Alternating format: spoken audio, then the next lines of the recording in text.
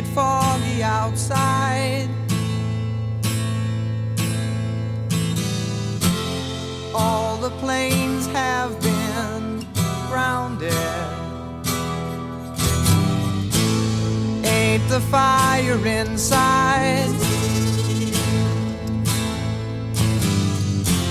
Let's all go stand around it.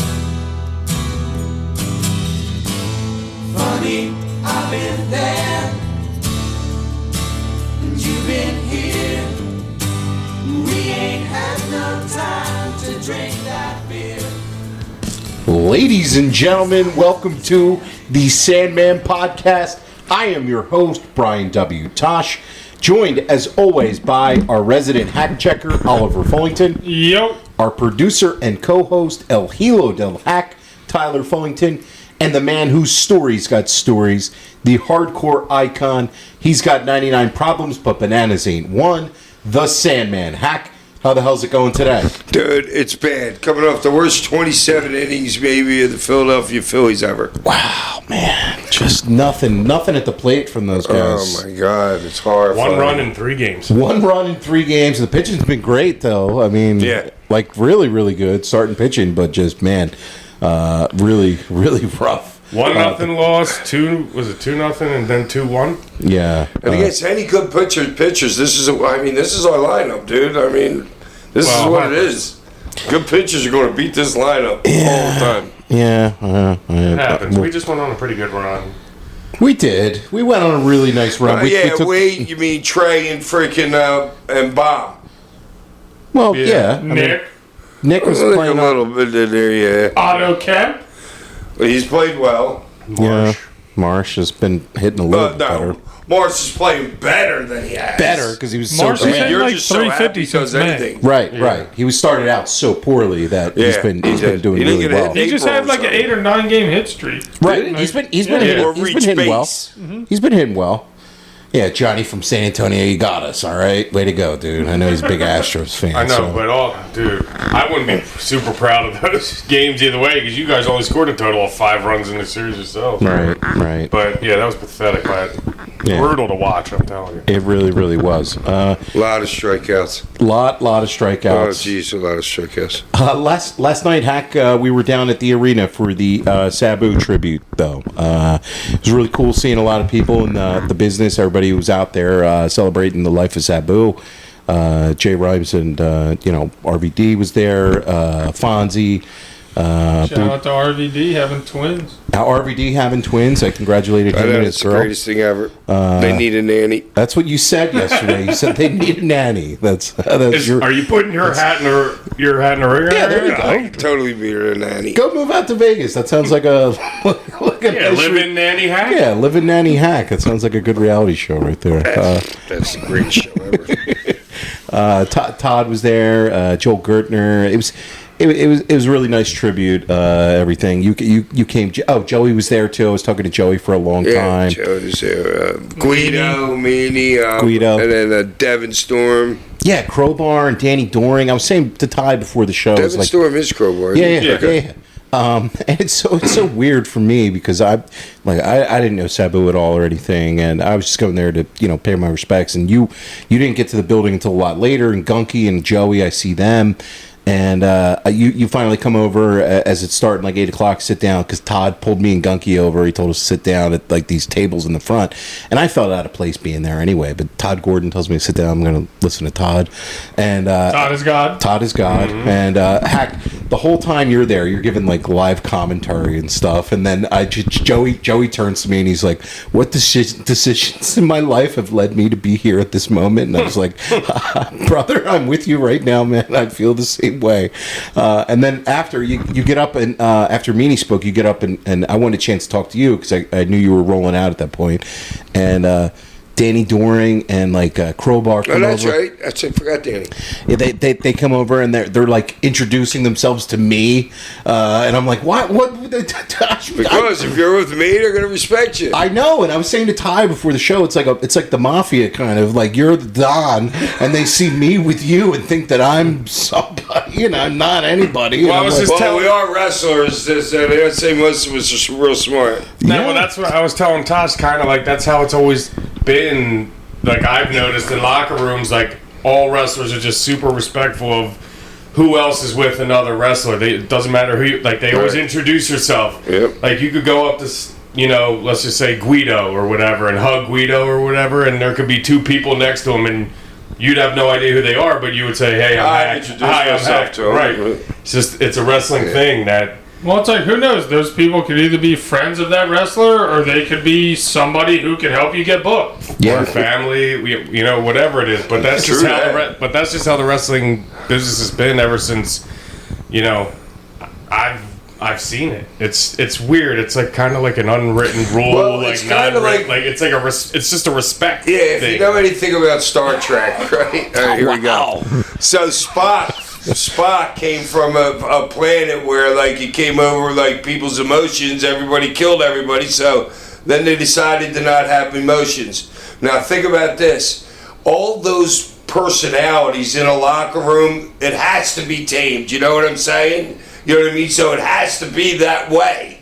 Because if it wasn't that way, who knows what the fuck will be going on in locker rooms. Probably anarchy. So check your shit at the door. When you come in the locker room, it's different. You know what I mean? Yeah, and I try to, I'm a complete outsider, so anytime I'm in your orbit and world, I try to always be as respectful to the boys and everything, the business, and because, And you were dressed like Snuggles' accountant, so they probably didn't want to get handcuffed or him and his something. Burlington freaking coat fucking jacket. No, that was way better than the Burlington Coat Factory jacket. I don't know about that. While I was taking his freaking money, I was in there. Okay, so that I got to talk about this too, Hack. You're rolling out, so I want to talk to you before you left. And Gunky and me were going to go out to smoke, and I actually owed Gunky a drink. I left my wallet in my truck, and I was like, "All right, Gunky, I'm going to grab my wallet so I can get you a drink back at the bar." And I guess it had rained or something. There was a ton of water. Yeah, it definitely rained. There was a ton of water by my truck, and I didn't realize how deep it was. I step in this, and it's like about a half foot of water.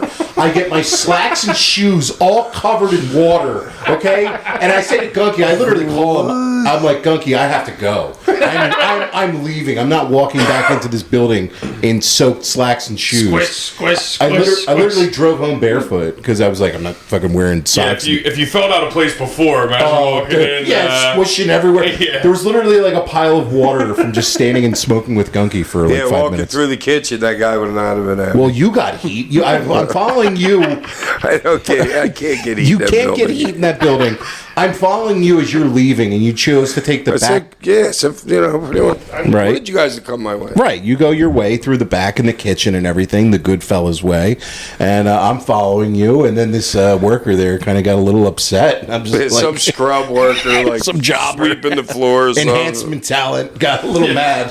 Definitely just got out of rehab or something. Well, he did not like that you took the way you did. Apparently, he doesn't know who the Sandman is. All right, dude. Should have name dropped that, look, it's the Sandman. He built this building, bud. Brick by brick. Brick by brick, back when it was a bingo hall. All right, buddy? All right? You don't have a job because Sandman was booked there in 1995. Should have walked by and said, "You're welcome, pal." Dude, I didn't even think about it like that. That building was nothing forever, except for the mummers like storage and bingo. Shit. They literally held bingo there. Like it was it. Now the thing's a money making freaking cash cow. Yeah, they have a bunch of events there and stuff. Straight they have UFC events there, the concerts and stuff. The Eagles got their rings there. Yeah, that fucking building's respected. Right. You know what? I am the man. I can build that house. There you go. Wow. Yeah, that's your house, man. But while we're there last night too, the NBA draft was going on, and I can't wait till round 2 tonight, baby. God, we gotta cut this short. Why are they splitting it to the 2 nights? Like NFL draft, I can understand because there's so much talent that actually matters in rounds like 2, 3, and 4. Well, then there's like recognizable names, right, in the NFL draft. Shit that's Dude, we going couldn't on. even pronounce 3 of the French names last night in the first round. Yeah, the NBA is just not similar at all. No, like the lottery is it, and then after that, it's a total crapshoot in the NBA draft. So it's like kind of, I was gonna say you're even like some of your like decent NBA fans don't know who dudes are past the top 10. Right, But, because a you lot know, of times it's foreign talent that we haven't ever seen before, or if we have, maybe like once. Oh, yeah. It's not a lot of recognizable names. But what did you guys? What did you think of the pick last night, Ollie? Are you a fan or? I mean, I didn't watch a whole lot of EJ Edgecombe, so I mean, to give a really like fair assessment, I can't do that. But personally, I would have picked Trey Johnson from Texas, Okay. just because I think he has like an NBA skill like already like in his arsenal. Like he doesn't have to develop shooting or anything like that. He's a knockdown shooter already. Yeah, so I mean, Edgecombe seems like a nice athlete, can defend. I mean, we'll see what happens. I'm not like down on it. I don't really know what to make of it. CJ said our pick today was freaking can't barely dribble the ball. I didn't hear that. Do you about him. think he's that bad offensively? So like Ollie said, I haven't like dove in deep, but everything that I have seen when I've looked up highlights and watched some of his stuff, I mean, he's an athlete that gets up and down the floor. He's a good defender. There's a lot of guys that are But taking minutes in that. I don't know. I would have took McConnell. Ace Bailey.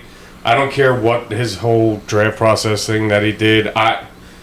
I'm taking talent, like just straight up. I'm just taking the best talent, what I think is the best talent. And if it wasn't Ace, I would have said Trey Johnson. Well, I would have took Ace too, but like I'm kind of leaving him out of it because we obviously didn't really have a chance like to draft him. But I'm sure he'd like to be with the Sixers more than Utah fucking Jazz right We did. now. I mean, we did have a chance. To We draft did him. have a. No, I know, but I'm saying like he pretty much said like he didn't want to be here. His representation. He didn't really say that. I don't think He does not have a traditional NBA agent. So the fact that they chose to not do the pre-draft workout process with teams was a strategy. Well, by they them. said it was his first NBA player. Right. So like, Yeah. you It's don't. So like who were the other people that he was representing Well, no, it's before his- a basketball player? Did they go through any of his like lists? It's I'm not his. certain. I don't know. I don't even know. This could be. I think Bailey might be his first player. I don't know. It's his AAU coach that got him like looked at in high school and moved from school to school.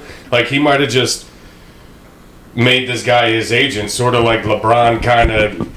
Rich Paul runs Clutch Sports, is one of the biggest agencies around, and he was one of LeBron's like good friends. And So, he literally, wait a minute. and he literally just said, "Yo, go They would take have some said business if it was classes." his only client, though. You would know if it was his only client. They would make us well aware of that. Why? Yeah, I I don't know. know I If know it was that his only client. he's not a typical agent. So when you bring somebody in the process that's not somebody who's aware of the processes, and they're giving you advice that, the NBA money's rookie contract 3 and 5 are going to be about the same anyway. So it's not like he cost him a ton of money.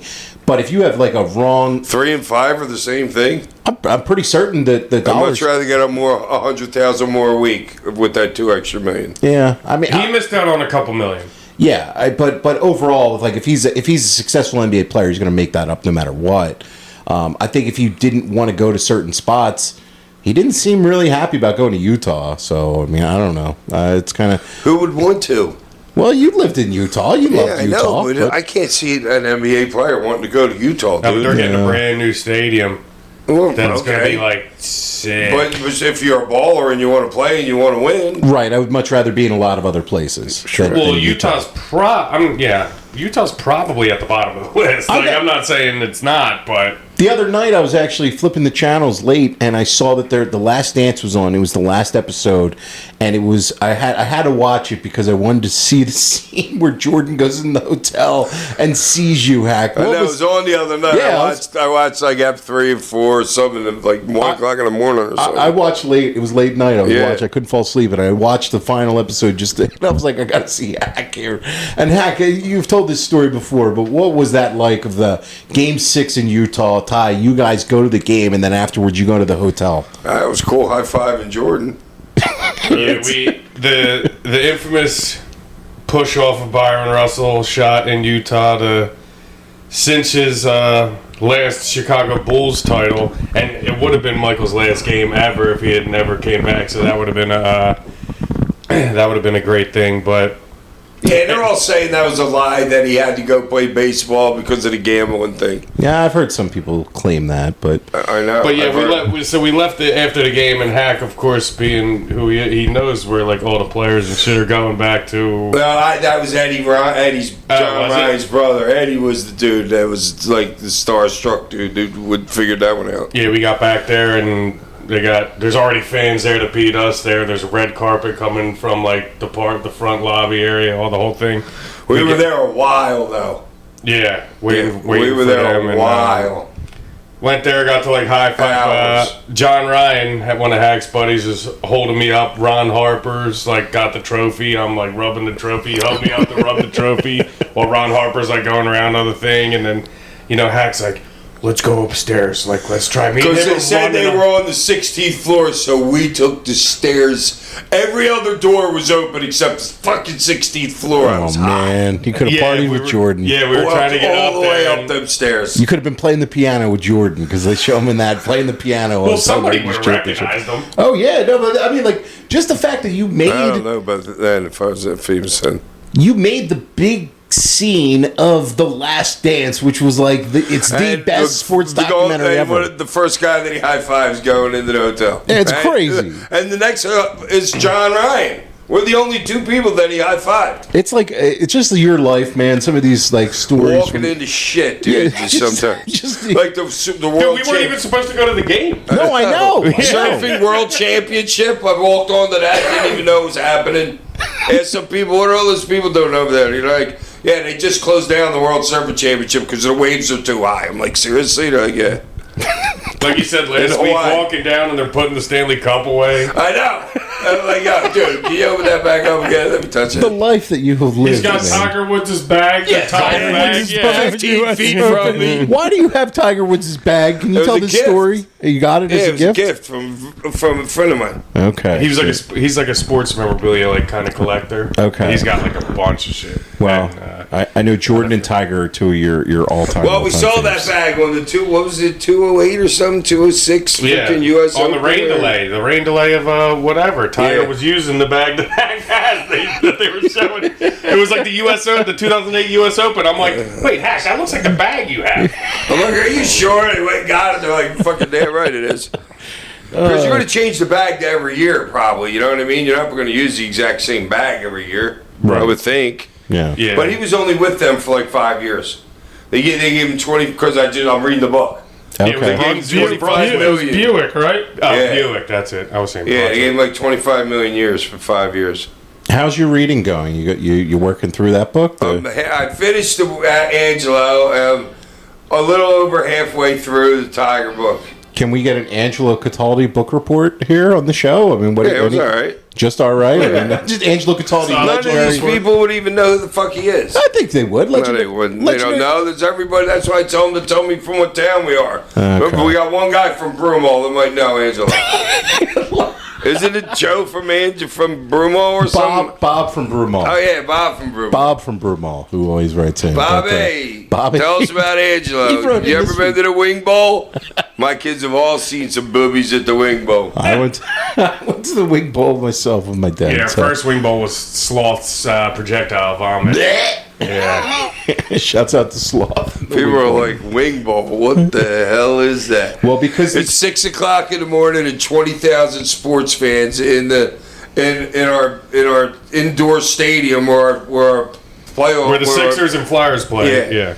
with 20,000 drunk people, most of It's a them up Buffalo, from the night Buffalo wing before. eating contest Had a that big starts at wing like eating 6 contest. a.m. Yeah. it was started. 20,000 people in the building. It was started because the Eagles had never won a Super Bowl. And the Buffalo Bills had made it every year in a row and kept losing. So Al Morganti and Angelo, who was It was Al's. Al's idea, and the local sports talk radio station started a radio promotional thing that blew up to be, like you said, 20,000 people in there, and Every year, dude, it was great. a lot of. And it started off as like free. So It like was you just free. had to go. and it was a mad rush to get in the door. It was wild. I remember the first couple times we went, or the first time I went, and then the one security guard recognized Hak, and he was like, "Here, I'll take you down to the floor." And we were literally on the floor in front of the stage when fucking Sloth had the projectile. Yeah. And then the next time we went, I got us in. You remember that, Hack? We were walking by the code thing, and I was like, Hack, they're not checking the shit. Let's just walk by. And you just keep fucking walking right by. I mean, I learned everything from him, obviously. The sleaze in places, but yeah, they don't run it anymore. But it was great in its era, man. It was really, really fun. This week on the show, we reviewed 3PW. Oh, you are so lucky. There's a couple great matches on this. Great. Oh my God, this guy. I'm like, why is he making me watch this? 3PW, a new era. So 3PW was a fed that was started in 2002 after ECW went away by the Blue Meanie and Jasmine St. Clair. It was booked by Todd Gordon, and they had a ton of like big name talents that came through there. Not just yourself, Hack, not just Terry Funk, but a lot of big name guys like Bam Bam, Dusty Rhodes, Abdul the Butcher, Kevin Sullivan, Jerry Lawler. A lot of big names were working in this fed. Todd was helping book it.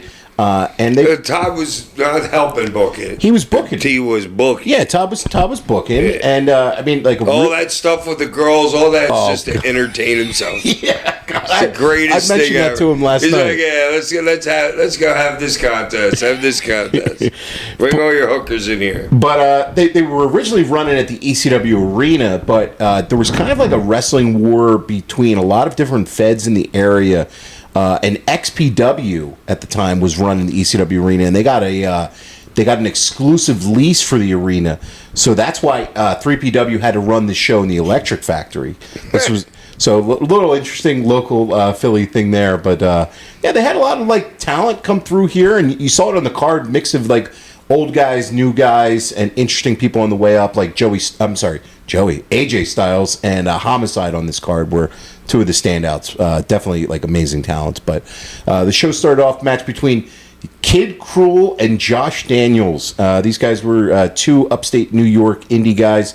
Cruel actually had a run. He was signed in OVW for a while by WWE, so he made it a little bit. But he was the dude in the black, right? Yeah, he looked familiar. Yeah, I don't know if he ever made TV, but he had an interesting little run. But this was a standard opening pro wrestling card match, and I kind of think that's one thing that's like missing today when you go to shows. It was even better than that. I thought it was really solid. It was really better than an opening match. Could have been used in the card somewhere else. But like a lot of things that are missing on shows, I feel like when you go to them, like now there's this mentality of like every match has to be the best match ever, instead of just having like a average standard like good quality match. Like there's something missing on cards, I feel like, of card placement and structure. I kind of say that all the time, like when I'm like giving out some ratings for these seasons, I'm like, dude, that is your prototypical match, which I have to put over, right? You know, because everybody's trying to steal the show from the get-go, right? Like, that's great, but there's also too much ice cream at a point. You know what I mean? Like where it's like, this was a really, really solid wrestling match, and I like the work in this too. I thought they did a couple of like really good like armbar work in this match. There was some chain wrestling. There was a elbow drop off the top for a 2 count. It was really nice. Daniels hit him with a really nice German suplex. There was some bunch of offense. Then there was also a couple roll ups. There was a missile drop kick. And then there was a Hurricane Rana counter into a powerbomb for the finish there. Which was kind of nice to see. I liked it. Some of the finishes here, because you're trying to remember it's like 03, so right. Like the finishes are different. It's not fucking 100 finishing maneuvers. Right. It's like a couple big... Well, opening match should be just like that. Right. Well, yes, but... Yeah, right. I like this for what it was as an opening match. Like, and I think, like you said, Hack, could have probably been a little bit later in the card. We could have maybe switched a couple things around on this. But I enjoyed this one. I'm going to go 3 stars for it. Ollie? Yeah, I'm like right in between 2.5 and 3. I mean, nothing you guys haven't really said, just solid work. Yeah. Yeah, it was real tight. That's at least a 3. At least a 3 from you. Okay. So that's good work. Yeah. I'm right there at a 3. Good chain. Like, there was some really good chain stuff, some really good reversals. Maybe I would have liked a little bit something. I thought there might have been a little bit too much chain. How long did this one go, Ollie? No, I don't have a time. Was there no time on Cage Match? But yeah, not like too long as far as like the match itself, but like I don't know, it was like a like a Benoit Malenko like chain type mat, you know. And Yeah. I guess maybe it felt that a little bit different because I didn't really know who the guys were. Right. So if I knew who they were, I might have felt a little bit different about it. But it was still, like you said, good work. So Yeah. give it a 3. Up next on the show was a tag team match between the Hit Squad taking on Roadkill and Blue Meanie. I completely forgot about Monster Mac. Oh, And man. Dan Moff? they're awesome. Dude, the Hit Squad was working a lot in Jersey All Pro Wrestling and Ring of Honor. They were really good as an act. Really just like Cool as shit too. Cool dudes. just bruiser motherfuckers and really, really good workers. Like I was a big fan. Like it would work. Yeah, for being fat trucks. Yeah, that's what I mean. They had a Well, match. same with what's his name too. Freaking You the worked with him Amish a couple dude. of times. Yeah, well, the Amish dude can work, and he's a big dude too. He can work. For some reason, though, this match didn't do it for me.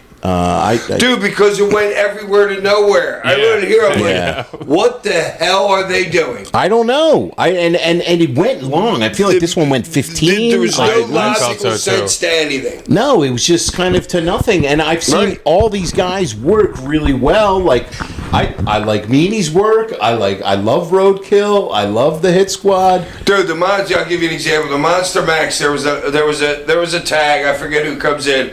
And then the Monster Max got Roadkill in the corner, and they're both like bam, throwing one on him in the corner, and then the one guy flips on top of him, and he's dead, and then he gets down and worked his leg. You guys notice that? Yeah. And then There was what a couple the hell of- were you doing? I don't know. There was a couple different times where I'm like, it what was- is going on It was here? a match to nowhere. It kind of was. It really was. It was crazy. They eventually built up the heat. Meanie got the hot tag after Roadkill did a power slam, which was nice.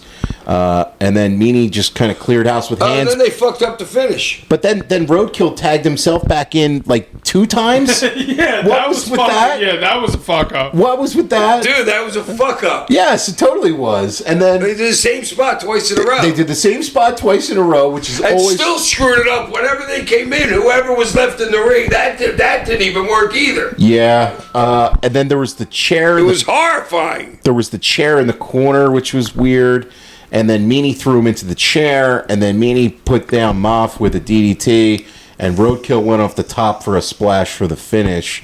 And another thing is, the reason why it doesn't work is because people don't want to see Meanie as a wrestler.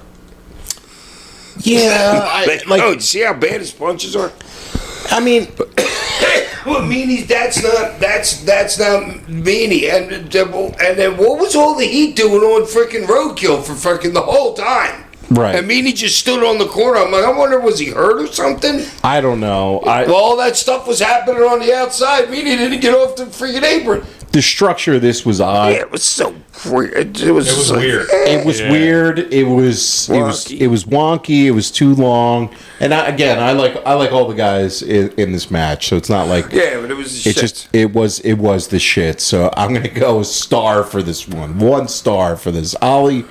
I'm gonna give it a 1 just because I like everybody in there. Yeah, I like everybody in it. Hack I'm sorry, I can't. I'm giving this a 0. a 0. And you Wow. know This is me. first ever 0. I think it is. Yeah. This is this is some real shit We've right seen here.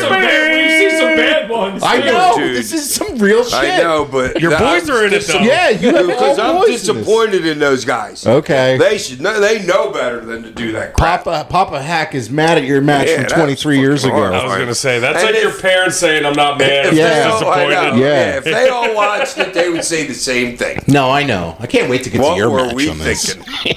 Tommy, what do you give? Yeah, 1. Yeah, I think we were being nice with our ones too. I don't know. Up next on the show is a match between Damian Adams and Ricky Vega. I'm not too familiar with either of these two. I didn't watch it. I think Neither fast am I, forward through it. But honestly, dude, they laid some shit in, and Yeah. there was a couple, like, dude, that flying cross body onto the floor. Yeah, Nice yeah. spot. Very nice Dude, spot. like a thud too. yeah, Like, really good stuff. yeah, they laid some shit in. It was tight work and good and quick. It was short. Yeah, Yeah, good it and was. quick. And they, like a top rope missile drop kick. There was like another really good droplet. There was a sit out spine buster. There was a delayed vertical suplex, and then Adams hit a diving headbutt, which was nice. There was a backdrop for near fall. There was a super kick from Vega. And then Vega was arguing with the ref. And then Adams hit him with the Alabama Slam on the corner for the finish. And this is like a fast-paced, quick match between a couple of guys that I really didn't know a whole lot of. I haven't really seen a lot of tape on either two of these guys. But I enjoyed this for what it was. I thought, pretty solid match. I'm going to go 2 stars for it. Ollie? Yeah, I'm giving it 2.5 because, it did its job. It's right in the middle of the card, like, short, sweet, do your stuff, get in, get out. Yeah. Hack. I don't know what was going on, especially when it was so short. You know what I'm saying? I don't know. When they went home, I was like, huh? Yeah, like, huh? Like, it was, like, super quick. Somebody hurt? And I wish we had the times on it. But, yeah. Dude, it was like less than 5 minutes. It definitely was less than 5. 100%. Yeah, it was 100%. Quick. But, Really dude, quick. they laid some shit in, had some good crisp spots, got in, got out. I'll give it a 3. If I was there, I would have been entertained. I would have been like, okay. Yeah. Nice. Yeah. And I didn't know it, like you said, I didn't know either of those. No. And I was expecting to think it was the shits watching them come out. And then I was like, all right. I was like, who are these guys? But this one's like, sometimes when you're watching old wrestling and stuff, you're like, well, who is this? And then sometimes people surprise you. Maybe they had to make time for this next segment, the Todd Gordon segment. Oh, God. Man. Jesus Christ, Todd. Todd was very... Oh, my God, and he's still... I don't know. I could understand her when she was reading. I could not understand him when he was reading. Yeah. Every time he grabbed the mic, I couldn't understand half the shit he was saying. Well, Jasmine... He's horrifying. Jasmine Sinclair. He is. There with Todd, and they were reading some fan letters. But his Grand Wizard glasses are the greatest thing ever. If you guys ever knew, the guy Grand... No, I'd never seen those glasses for like 20 years. The Grand Wizard had him in the freaking late freaking 70s, early 80s. Is that a worker? That was a manager. He was a manager, and he had those in thin WWF. glasses. I had never seen them before. Yeah. So they were insulting some people, talking about Missy Hyatt, asking if she lost 150 pounds, if she could sleep with Gordon, and then there was Some of the jokes were kind of Shane funny. Douglas begging for a job, which I was like, the answer was all right. I popped for that one. And then they were insulting Bob Ortiz, which I didn't really like. Everybody. And then Francine, The Meanie got some. Meanie got some, and Well, Todd's trying to portray kind of like the Vince Heel Booker. yeah, I think that's it's what they kinda were going what's for, going- totally. And then there was a meanie, and then Dude, was that his wife? There's a chance that could be his wife. I don't know. And then You gotta ask What him, was her name? Mini Meanie? Minnie Yeah, I Meanie. meant to text him. And then he got low blowed by Jasmine St. Clair, and then beat up by the two of them. And then there was a couple ladies came down, and they were showing off some fake moaning sounds. And yeah, this was just not good. Yeah, it was like a weird cat fight. type Yeah, there was fight. another girl. She took off her top, and she had pasties on, but then she was flexing her fake tits. What was she called again? Mini Meanie. Okay. Mimi? Yeah, Minnie. Meanie. She was flexing her chest, and then there was a cat fight, and they were rolling around on there, and yeah, that was that. I mean, a little TNA, I guess, on the show. Yeah. Something. Wasn't great to look at, but I couldn't turn away. Yeah, so I watched just for reviewing purposes of the show. Of course. Yeah. Of course. Up next on the show was, man, I fucking hate this guy. The Rockin' Rebel taking on Sick Nick Burke.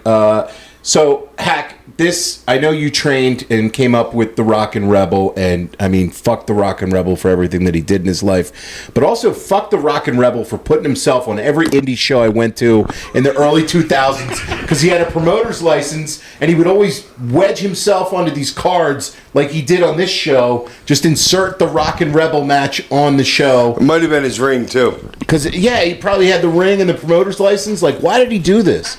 Because you wouldn't get work from anybody else. I know, but I went to a Ring of Honor show and the Rockin' Rebel was on the card, and I'm like, why the fuck? You went to where? A Ring of Honor show, I remember, and the Rockin' Rebel was on the card, and it wasn't even the intermission right before then. It was what the fuck is the It was Rockin' semi-main. What the fuck is the I know, but I'm watching like Samoa Joe and Bryan Danielson and Punk and like Alex Shelley, and you got to watch a fucking Rock and Rebel match. Honestly, man. I thought this was the best match I've ever seen him do. It was really good Rock and Rebel work here in this match. But I'm not even. the dude could work. I mean, I'm not even like exaggerating. I think this is the best match I've ever seen him have because he didn't try to do his shit. he kind of didn't. Yeah, I mean, Because usually he goes out there and he's doing a match and he's got to get all. He's trying to get all of his shit in. But honestly, he worked. No, he bumped on it. He like structurally, this match was fucking like we were talking And he about was with the first calling a lot match of it. to a T. this could make your best of Rock and Rebel compilation DVD. This is Mount No, I'm sure Rock me and and him have Rebel had Mount better matches. Rushmore. Yeah, Rock and Rebel Mount Rushmore of matches Yeah. here. Yeah. Well, God, fuck Versus what's his name? Nick Burke. Nick Burke. That's yeah. it. Fuck the Rock and Rebel though, man, for everything that he did. But Hack, I know you came up with him though in the business. Any Rock and Rebel stories? Yeah, he's still a loser. Yeah, he's still a loser. He was always a nut. Yeah, he was always a nut, man. Just everything that he did too. I mean, if you guys know the Rock and Rebel story, look it up. If not, I don't know. This was so boring though. I give this like 1 star. Ollie, Yeah, 1.5. 1.5. Okay. Hack 2. 2. Yeah. 2. 2. I noticed you It didn't say wasn't a your. horrifying match. It wasn't horrifying at all. Okay, Ty. I gotta give him credit. That's a 4-star. A 4-star from the Rock and I That's can't- on the Mount I will Rushmore. never put you over Rock and Rebel. Man. I mean, Dude, watch the match. I did. He It had was a nice superplex. I'll say one nice thing about dude. the The piece of shit. structure, the heat, the everything, the ref, the fit, everything. He's right. No, It you're just- not wrong. I don't have to be right. That's just how I felt No. about watching the match. I know. I just have. Whatever. Yeah, you're allowed to feel how you want to feel. But like we were talking about, that's a perfect match that you put in between, whatever, and then whatever's coming afterwards. He didn't try to do Todd too much. dancing around was hilarious. I don't know why I'm still thinking about that. Well, yeah, 'cause it was ridiculous. Him dancing around was so ridiculous. It was great. It really was. Please watch that segment, people. Todd. I saw him coming out and I was like, what the fuck am I about to watch right now? And he's like strutting stuff on the apron. Better Like, doing the waltz out there with her. In his slacks, and then he had His an Hawaiian shirt. FDNY hat.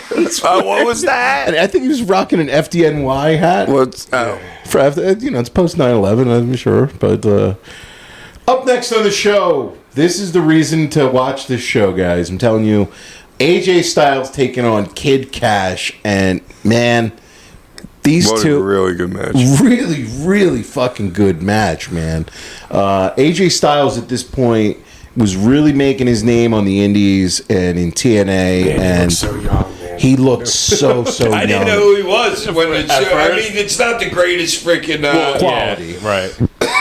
At first, I didn't know. I was like, "Who the frick is this?" When he comes loser? out with the skull cap and everything, like his gimmick's totally different. I fast forwarded through all the people coming down the runway. He like God forbid you watch 5 seconds of the entrance. he like even early on here, and he was working. He came up down in NWA Wildside, and he's working all the indies he can. He's really just like grinding away, working TNA and everything. Well, he got pop when he came out, so people knew him. He was Yeah. he was Oh, building. they his were rep. ready for that crowd. You could tell Yeah. the difference. The crowd was ready for that. They knew that was a special match right there. Right. Right. Well, Philly They already knew kind of it. knows Kid Cash, Yeah. but But they knew that was special Yeah. No, right they there. knew- Those two Yeah. young bucks. They knew AJ Styles too because he was already working Ring of Honor, and Right. he. They said I think it was his first time in Philly. Sorry, I didn't mean to cut you off, but I think they said it was his first match in Philly. If I'm not mistaken. He worked Ring of Honor early in Was it in 02. Philly, So though? yeah. Okay, I but don't- maybe Yeah, maybe the somebody announcers were fat check that fat fuck. maybe the announcers were messed up. But I Fat think check. they. That's what it's called for him. It's a hack check and a fat check. Are you saying to me? I'm fat checking you. You're fat checking me? Yeah. I'm telling you, AJ Styles had worked Philly before. I don't know. You're I'm fat not check. sure. I fact check you. Yeah, I'm They did say it's his Electric Factory debut. Well, maybe that's that's the Well, thing. maybe it was Maybe that's- everybody's Electric Factory debut. It Well, was mine too. Yeah. Well, This match was awesome, though. Like, really, really, really good work. I mean, it was so tight. There was not a lot of, like, space between them. You know what I'm saying? When they're on the mat, they're tight. There's no air between them. And the pacing of this That's the key. No air between you. was so, like, perfectly paced. I really, really enjoyed this match. Like, Did you catch the hitch in the match? the hitch in the There match? was one hitch. And it was early. Yeah, He was laying on his back, went up to grab the head scissors, and the kid was supposed to take a bump over top of him. Oh. yeah, it was kind of weird. And it like just fell on his head and like taking like a bump. Yeah, that was kind When he of went to the floor? He went to the floor from that? No, Okay. there wasn't really enough for him to bump or whatever. No, AJ took like a hip toss or something, and then he went immediately from bumping off the hip toss to head scissor and Kid Cash, and I guess He Kid bumped, Cash was put kind his of heads up, put it around Hatch and threw him this way. Yeah. But the bump, there was no real bump. It was horrifying. Okay. The refs, whoever covered it well. It looked like Jay Sullivan. it looked like Cash had forgot that was Yeah. the next thing that was Yeah, happening, exactly. and then had his feet around his Dude, neck. they Was had like, a lot of fuck. shit to remember though in that Yeah. match, Well, dude. yeah, they did. There was a lot of good stuff in this match. I love the tease of the Styles Clash in this match too, which really just built up to the finish of the match. So like teasing the finisher, and then when you did for the finish, really, really made it go like extra. There was a lot of like really good mat stuff. There was a brainbuster. I love the surfboard that he had him into, and it like really just strong, like technical work there. And then Styles hit him with a spinning sidekick, which was really nice. There was a springboard reverse DDT, but Cash kicked out of that. That move was hit like so crisp. I've seen Styles like his reverse DDT, such a great spot. Yeah. Dude, the suplex into the neck breaker too was fucking Awesome. Yeah. really Clean, fucking good. No, the one spot was when he goes to whip him. What's his AJ ducked under his feet. They held on to their left hand. He went to shoot him. AJ goes under his leg, pops up on the other side for the pump handle. Yeah. Picks him up for the pump handle and then gives him his stomach across his knee. I'd never seen that spot before. Really, really good. To this day, I've never seen that spot. Really, really good spot. I was like, oh, that was nice. Somebody should rip off that sequence if you're listening. I'll do it next time I'm there. Yeah, I'm sure. You and the Invisible Man? Oh, I'll do that to him. That's the only way it can work. So me and Gunky were telling Joey last night that all you've been talking about is working the Invisible Man next year. Yeah. Rumor has it. Yeah, rumor has it, Meltzer. You can put this in the Observer, buddy. All right, observe this, Meltzer. the Invisible Man's first 5-star match. Yeah, Sean Ross Sapp, if you're listening, man, we got a scoop for you, brother. Yeah, put that in the That's funny. sheets. Yeah, put that in the sheets, brother. Haks been talking shit to Dude, the I'm Invisible telling you, I'll Man. beat the shit out of him. I will, dude. I'm not putting him over. You're refusing to do Who'd he business. ever beat? The only guy you'll never put over? Invisible Stan. I mean, come on. You're refusing to do business with the Invisible Man? The pay's right now. That's Are you flexing your creative control card right now?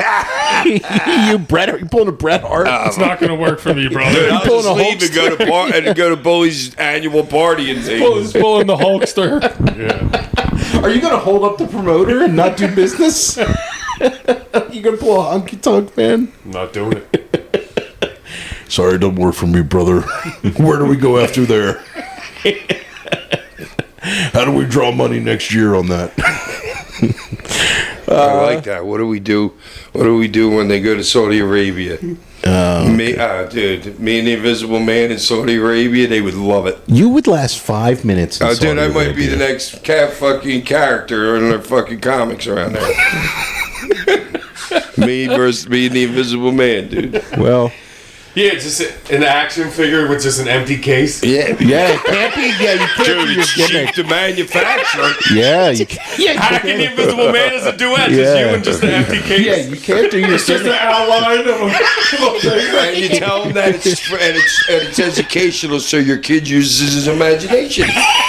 That's what you tell them. It's a Yeah, teaching the Wrestling tool. 101 set. Okay. Oh yeah, it's They a will. teaching tool for imagination. Okay, I don't know if imagination is legal over there. I don't know if you're.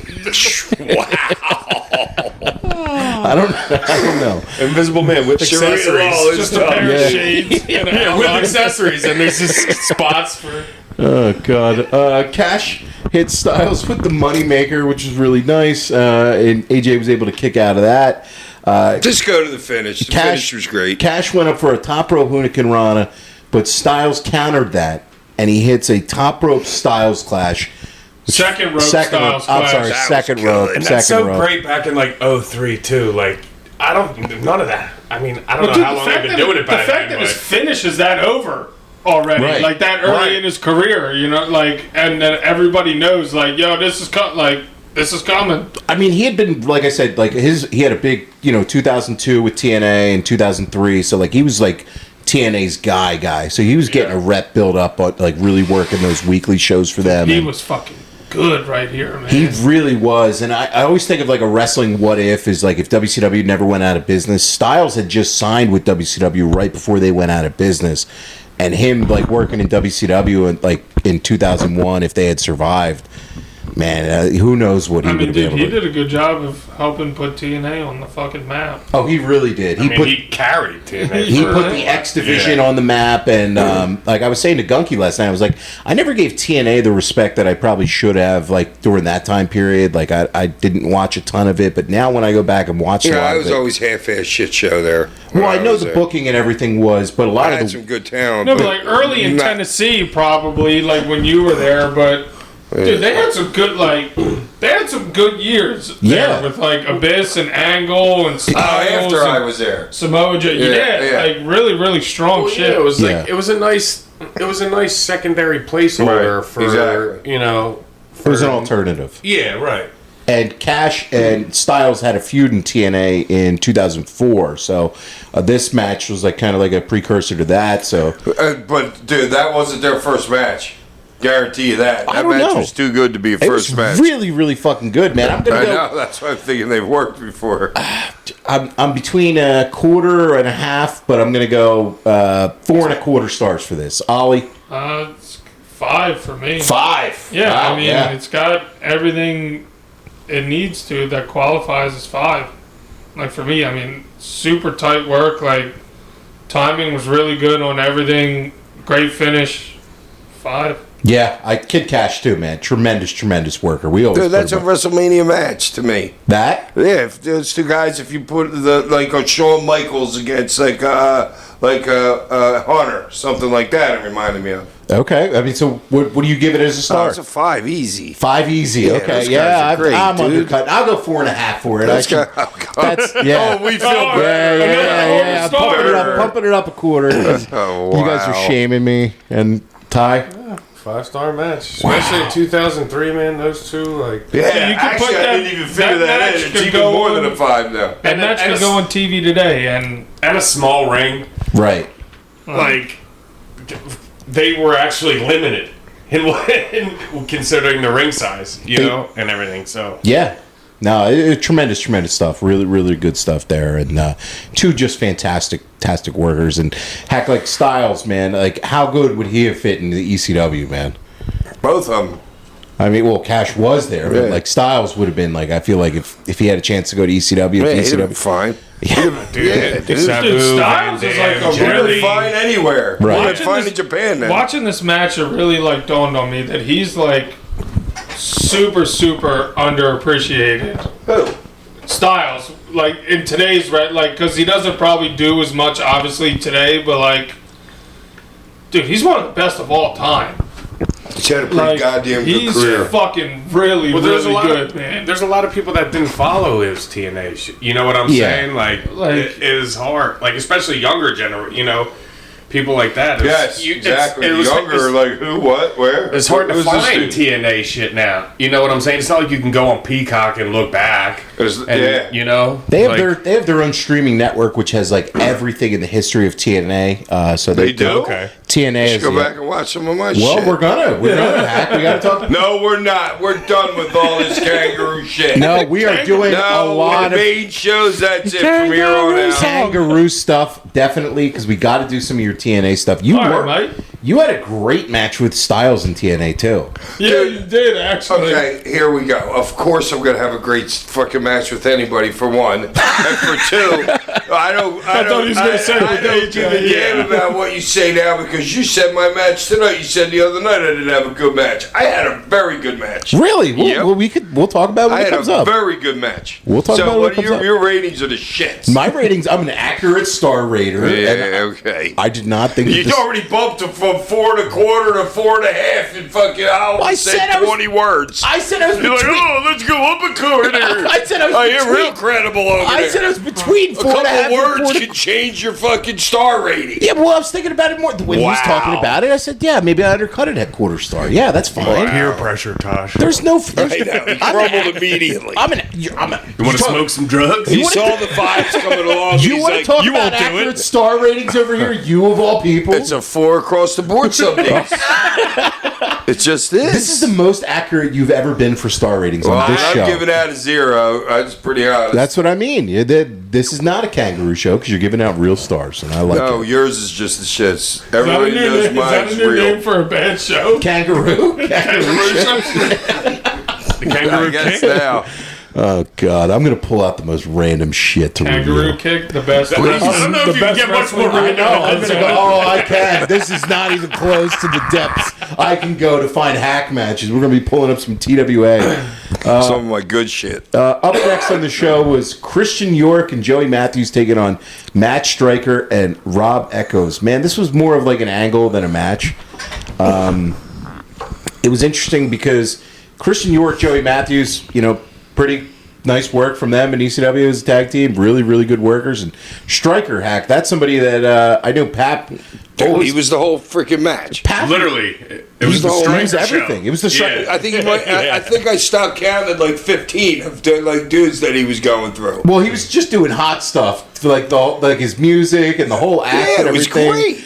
It was I forgot fantastic. he came out. Well, to so that. this is when Todd was telling me because I never saw this before. Okay. I've never seen like a match before him. Before like I knew him later, like in WWE and shit like that. Well, when I saw that tonight, now I'm like, now I know why Todd loved this kid so much. Because of this. Yeah. And it was amazing to see. He like, said he did that, but other shows he would come out and just do one guy. Okay. You know what I'm saying? And then he'd do the whole match in that guy. Well, dude, he went through a lot of dudes. Just their hot, their hot take or whatever they were doing. I loved it, man. Like for what the performance that he could do, and He was great. I know Pap always says like Stryker was the man, and you love Stryker. Oh, Striker, yeah, he's cool and, shit, dude. He's the man. Like you guys love him. That was Bump his freaking fucking ass entertaining. off too. Yeah. And then hit the sleeper hold, the cut the hair, and then you guys at the end when he smacked him on the back of the neck to wake him up. That is so hokey. It's like that is so 1970s. It's crazy. Yeah. He gave him the pits. Yeah, when he did that, I popped huge when he woke him up, smacking him on Back, the how back. did he end up in? I know I'm like jumping real quick, but I don't know the story. How did he end up in the ECW of WWE? Probably him. It was probably his idea, knowing him. Well, there was No, a- but I Dude, mean, he was would walk right into Vince's But he never. Vince's room and go talk to him. But he Really? wasn't Yeah, he didn't working. care. He wasn't working for WWE previously, though, right? no, but I think he had this thing where he was a substitute teacher. Yeah. And he got caught wrestling on the weekends, or maybe caught wrestling on a day where he called out of work for school, I and it think became a story. And then he got fired That's over right, it. that's what did happen. And I Now think, I remember that. And I think that's why they brought him in off of the publicity off that. I believe that's how he got No, his that job. sounds Okay. exactly right. I believe that's how he got his gig. Not that he didn't deserve it from his work Well, alone, because he but did like, the substitute teacher gimmick in WWE. yes, Yeah. It was Yeah. hilarious. And then me and him had a match in Yeah, Striker? WWE. Yeah. Yeah. You guys And had a then I couple. interfered on him and Punk, and I ended up hitting him with the Punk with the cane instead of him or something like that. I still think the best bump is the sunset flip bump that Yeah, the RVD, monkey flip the bump monkey, in monkey flip WrestleMania. bump that he takes at WrestleMania, where he's striker, where he's looking up and he's like he's like a cat, like a frightened cat. He's like freaking stiff great, on there, dude. you know, his arms, and he's His like, pantomime dude. was great. Like he could do like that physical comedy. You know Yeah, what I his mean? bumps That and sound were just so good. is like a lost art. But that's what it used to be like the '60s. Dick Van Dyke with the highest rated show freaking to the ever back in the '50s. He would trip over the fucking ottoman fucking all the time. It's just comedy, fucking fall on your face. It is. He was so No, good. Three yeah. Stooges smack somebody in the face, dude. That's fucking physical comedy. Yeah, this match though, there was like a turn, and then they hit the heart attack, and then Echoes went off the top to splash York for the win. And then, Striker threw him off. yeah, it was the old school the rocket launcher finish. And then after the match, York got attacked by all three guys. After he went after Joey Matthews a little bit, and then Stryker, that's when you said hack, he put on the sleeper on the referee as well, and then Stryker had the buzzers out. They were cutting for a long time, but it seemed like he still had all his hair. He had a lot left. Yeah, They were doing a poor job of the That was beefcake fucking impression, horrifying. but it was kind of entertaining. I was kind of like, you're picking up a random indie show to see what the storyline is from this. What it's going to be. That's the perfect match before intermission or something like that. You know what I mean? A little palate cleanser. Yeah, exactly. So I enjoyed this for what it was, even though it was like chaos and sports entertainment. I'm going to go 2.5 stars for it. Ollie? I'm going 3 just because Stryker was so good. Stryker. That's a fucking 5.1 easy. And we're back, baby. Just because it's striking. Yeah, I was just giving you credit for your ratings, and now That's why I went to the 5.1. You better believe I wasn't giving a real rating there. No, dude, it was so seeing him like that, dude. It would just put a smile on my face. Me too. I was marking out the whole time. Yeah. It was I know, like, you got to text him. yeah. I'm going to give it a 3, just on the sheer fact of Stryker's ability to pop me at every single turn of that match. He was so good. And he's such a wire, you know what I mean? It's like every move that he did was for a reason. He's like one of those dudes. It literally, like, it was like just him on stage, and he was doing a 20 minute, like, one-man show. Yeah, they were props. Yeah. They were props. Literally, yeah, that's how exactly. it looked That's a good point. That's a good point, Ty. I was just going to say that, Ty, like, as much as York and Matthews, really good workers. Right. But the star of this and everything, the orbit that they were all Yeah, it was a revolving really around one him. man fucking No, play. it was. I mean, Ty's right. It really, Yeah, it really a was. point, One-man Ty. fucking It play. really was. That was great, that shit. Entertaining shit. Absolutely. Up next on the show was a match between Homicide taking on Just Incredible. And, man, Homicide recently retired, and I honestly think he's one of my all-time favorites as wrestlers. So underappreciated in wrestling. Jersey All-Pro, Ring of Honor, all up and down the East TNA. Coast. TNA, his work with LAX, and just somebody who had an element of real believability as a worker when they walked through that curtain. You knew he was a bad motherfucker, and he was this wild, wild guy, and he just always had an aura and presence to him. He could do everything. He could brawl. He could work technical. He could do high flying, high spots. He was so much of somebody that, like, I just was, man, Homicide as a worker just doesn't get the due that he should. And it's a shame because, last night we're at the Sabu thing, and it's like, man, if, Sabu should be a billionaire or millionaire, right? Homicide's the same thing. There's so many guys in this business that the work that they did, they just, I don't know if they have enough legacy or credibility from it, but, like, Ollie, I know you're a huge Dude, Homicide. when I was going to Indies, like, after, like, ECW, he was always the best wrestler at any indie that I was there. Yeah.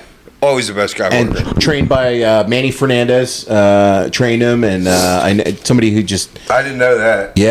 he just always a great worker. And Ollie, I know you're a big Homicide fan. Ty, Yeah, you're a man, big, he's fucking awesome. Like, he's just fucking great. Like, when he walked through that curtain, you got Beanie Siegel, The Truth playing. I'm like, I'm ready to... Like, seriously, he had great... I don't know the name of the song. I can't even hear it in my head. Oh, I can, man. That's a classic, dude. And for the longest time, just watching him on the Indies, man, he was, like you said, he's one of my favorites. Just to watch anytime, like... against anybody, didn't matter. I'm not a big guy at all. No, do any style, any style. And I gotta tell you guys too, if you've never watched the feud that he had with Steve Corino in Ring of Honor, one of the best feuds and some of the best matches you will ever see. Two great workers. That should be great. Heck, they destroy each other. I mean, like, just fucking a blood feud. I mean, like a real fucking blood feud. And I gotta check that out. Oh, dude, it's so fucking good, man. And Homicide, like, when he finally won the Ring of Honor belt, like, it meant something to me as a fan back in the day. And still real to me. It's still real to me, damn it. I'm talking about Homicide, man. Told you the problem was him getting out of that one cage that hurt his career. In TNA. Getting out of the top of that cage. The weird circle cage on the first. Didn't practice it. Yeah, man, that's crazy. But, that hurt. That was so long. Him and Low Key were the two that I expected to, like, my indie favorites, dude, like back then. Low Key, God, so fucking good, man. Yeah. Incredible worker.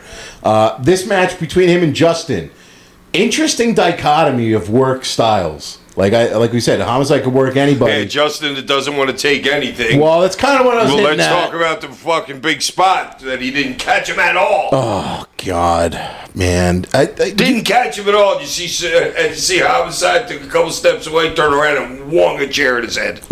Because, I mean, he almost crashed into the guard railing. He did. Yeah, he basically did. The guard railing did more for catching him than Justin did on that one. Oh, absolutely. And Justin's doing, like, stalling shtick, and I don't know, like... That's Justin. I know. It's not, that's it's his not heat, that's the right his heat matchup for him. It's not. They would have been better putting him with somebody else and putting one of those other guys in the first match against him. True. You know what I'm saying? There's a lot. Yeah, like... That's not a Justin match for him. I mean, I get why it was booked, because it's like, okay, you got name on the come up and name that's the name of Justin. So that kind of, like, you know what I mean? It kind of seems like a marquee match. But it didn't work for me in this one. I don't know. They tried some stuff. Justin don't want to do anything. There was a powerbomb out of the corner. There was, the diving headbutt by Homicide that missed. And then Credible hits That's Incredible. Homicide kicks out. So and it's close to an end there. Right. At this point, the match been going on for I feel like 12, 15 minutes. Thing. Because back then you weren't giving him 3 in a row. No. Like now. But then he hits him and does it again. And he kicks out. And both times Justin's faces are horrible. Not good selling from it. He would never do that. I don't know why he decided to do that there. Like the shocked, yeah. Like horrible. expecting like a reaction out of the crowd. Like he would never do that. So I don't know why he did that. It was so weird. So the fans at this point are like really into Homicide. They're behind him in the match. And then Homicide goes for a sunset flip, and then Credible just sits down on it and holds the ropes, and this finish fucking sucked. It's pussy. It's pussy by Justin. I hated this finish so much. Like, number one, why do you kick out of the two finishes and then do that? Because it's pussy. You're trying to give him something without giving him any. You're giving him the 2 kickouts out of your finisher, but you're not willing enough to put him over. You know what I'm saying? Right. Like, if you're gonna have him kick out twice, just put him over. Right. You know what I'm saying? Do business. And Todd's the booker, so he's leaving it up to them. Right. You know what I'm saying? So that was their guy's finish. Not, Todd's not a finish guy. Well, he's a booker. The finish sucked, man. It wasn't I didn't like it. Tell you Yeah. what I'm in the same boat with you. Yeah, and I think there's probably other ways you could. And you're holding the rope kind of right in the ref, yeah, on the same side in the ref's fit, No, it was not worth, especially after kicking out of the guy's finish twice right then to I didn't like it. I thought the match, I was expecting a lot more out of this. Honestly, I thought it could have been a lot better. Oh, dude, as soon as it started, I fucking came down and got something to eat because I could come back up. Because I'm like, he's going to grab the mic right away, I guarantee it. Talk a while. I'm like, he ain't doing shit. I know, Justin. You got hungry with the second Justin. You didn't want to watch his match. Yeah, I was in this new pen. It was lovely. I'm gonna go a 1.5 for this. I did not like it that much. Ollie? I'm gonna give it 2. I mean, I don't think it was that bad, but the finish wasn't great. Yeah. So it's got to be a 2. Homicide gets 3 just for himself. Homicide gets 3. Okay. I'm gonna give it 2 just because I thought for a couple minutes after the missed catch that it was shoot. It was like shoot for like 4 or 5 minutes. Like especially like on the ramp, like hitting fucking like gigging like and throwing punches and shit. I thought Breaking it was the chair on his head. Yeah. it was like shoot there for a minute. So that's the only reason why I got entertained. Well, But other than that, yeah. Homicide always kind of gave you that feeling of it kind of was a shoot like that out there, and that's kind of why I loved his work and Low Key so much back then. Of course, it was like, yeah, it kind of like looked like it was kind of like for real. Rufus too's like that. Yeah, Rufus? Rufus. Yeah, pretty 90% sure that's his name.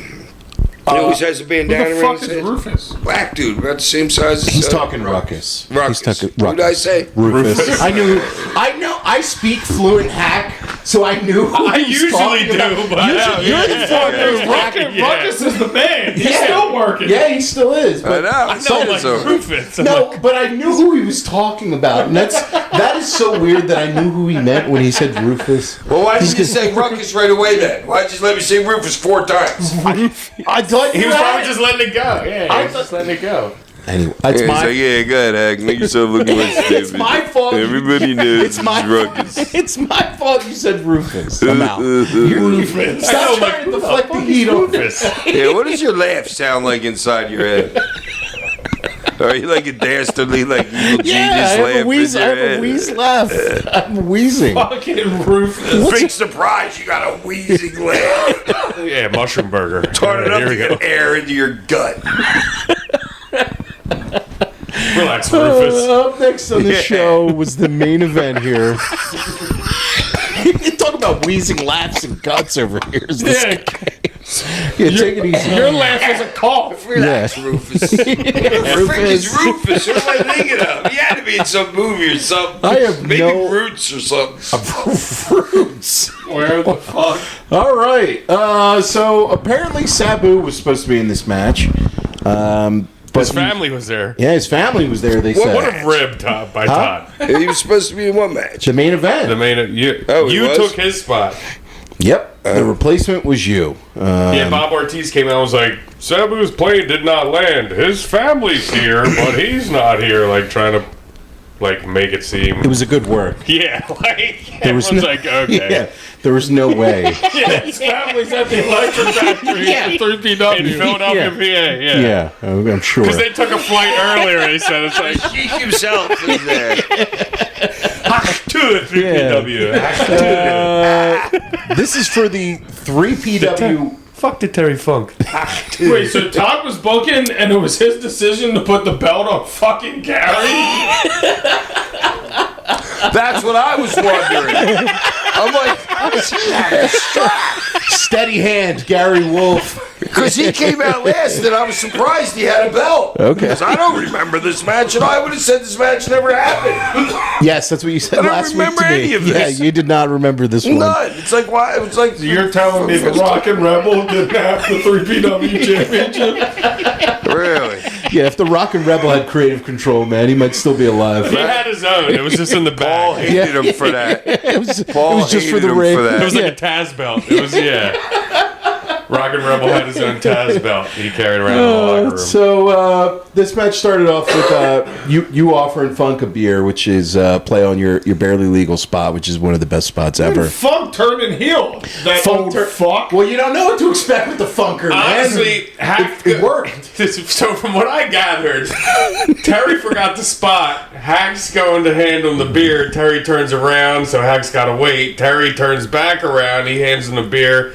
And then they're like doing like whatever, and then Hack finally gets to a point where he turns around and Terry's not doing anything. Hack has to turn back around and face him, and I think goes, "Yo, will you fucking hit me when I turn around?" I think. I'm pretty sure I didn't know, but that it looks kind of But that's exactly what I it looks gathered like. from watching the thing. I think you're right. Because we Todd. drank and then we drank again. Yeah, that's when you turn back around and you're like, yo, You're hit me. right. Yeah, listen, you old bat, you crazy man. We're here to wrestle. For Sorry, Sandman. We're in the ring, Terry. Come on. For the Come out. this is for all the marbles. The 3PW Heavyweight Championship. Sorry, Hak. I'm just so blessed to be in the ring with the guy. God damn it, Sandman! Trying to drink a beer. I'm just trying to have a beer here. What the hell's Gary doing here? Why has he got the strap? Who the hell would put the strap on Gary in 2003? Oh, now believe me, that was going to be my first question too when I talked to Todd Gordon. How did that happen? So then Gary Wolf scoop slams Funk, and he gets beer can shot from you How as fucked well. up was that? Oh, did you see that? He was going to give Funk a belly to belly. And But he wouldn't go for it. No, Terry just held on for me. He was like, no, I I'm ain't like, going. Gary, what are you doing? I'm like, he's and then he turned into a body slam, didn't Yeah, then he Terry, he was in Terry's headlock, and he like reaches over and like grabs Terry and body Like, slams him. what I'm are like, you holy doing, dude? Terry just grabs him. He's like, I ain't fucking going belly to Terry's belly. like, what are you fucking I love how Terry Funk is like 60. He's willing to do this match, go through tables and everything, but taking a belly to belly from Pitbull Gary Wolf was not something he was willing to do. No, he No, grabbed he's Gary's so neck straight on his head. Yeah. Because he doesn't have leaping ability to get his shit over top of Right. his feet over his head. Yeah. Oh, I was cracking up. I'm like, why the fuck did Gary just go for? And Terry just hung on for. He's like, no way, and pushed him right there. Fucking pushed him down again. But Gary snatched him from fucking because Terry didn't jump at all for that fucking body slam. He Gary just- did the whole thing. Yeah. No. You throw a ladder in there, and you threw it right on Funk in the ring. Then there's I hit him with the trash can in the pay-per-view like that. The very first pay-per-view with the can. What a lucky shot. great aim. Then there's a table set up in the corner. Funk was using the ladder on both of you guys, and then he hit the ref, of course, which is a great spot. Then you were just like sitting on a chair in the ring. No, they were outside. I know. You're like, what? So either I join them or I'm just gonna chill in a chair here. That's intelligent. And then Terry threw every chair he found. Look, that mommy can stay underneath the ladders for 6 years, but I can't take a seat in the middle of the ring. Well, it actually was kind of smart because the first 5 minutes of it was so convoluted. It was like punch here, then we're gonna punch here, then we're gonna punch here. Yeah, dude, I was doing everything in this match. You were then thrown on a ladder into the corner, which was the first bump of the match. first bump of the match for anybody 8 minutes here. in. For anybody here, okay. And then Gary Wolf threw Funk into the corner, and then Funk crashed through the table, but it was a weird spot. Didn't really hit that well, but again, it's No, old Terry because Funk. Terry had to take 4 steps.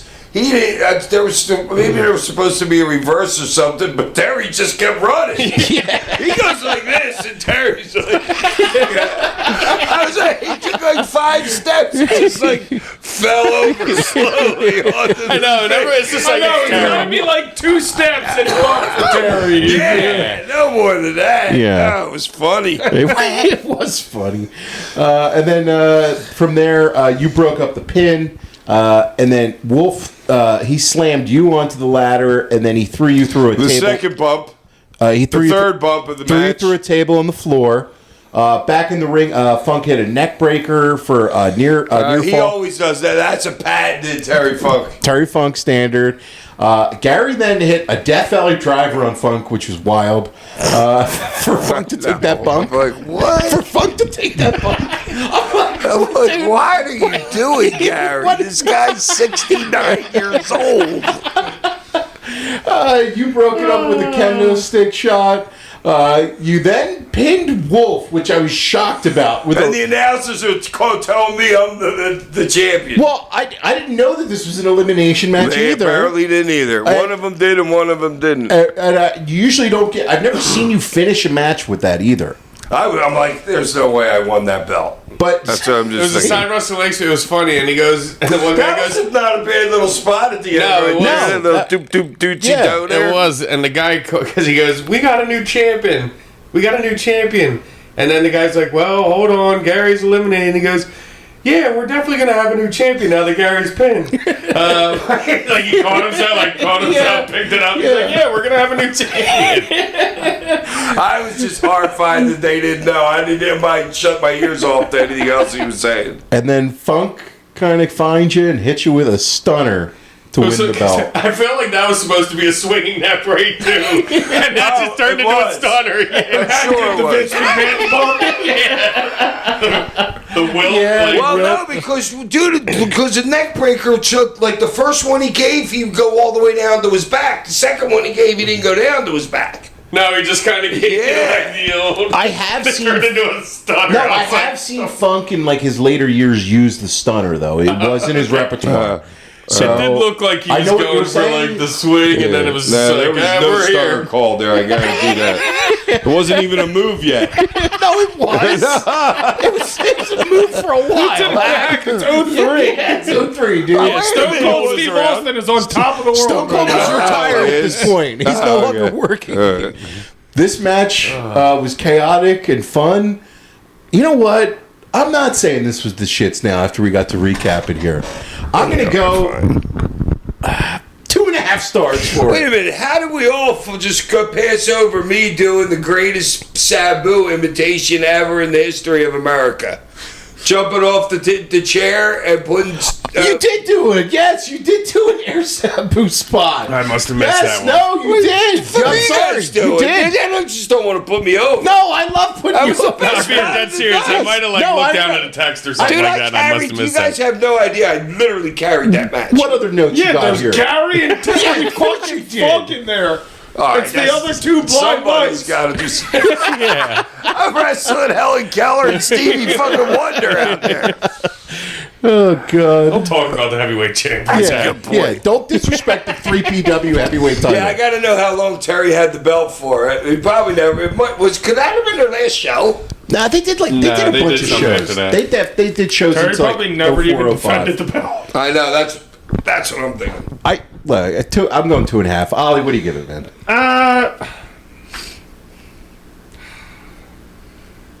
I'm gonna give it like a 2. 2. Yeah, it was all right. No, it was fun though. I even went higher than you, Yeah, I man. can't give it. I can't give it. All right. 2.8. 2.8 from right. you. Okay. Ty? Yeah, I'll go 2.5. 2.5.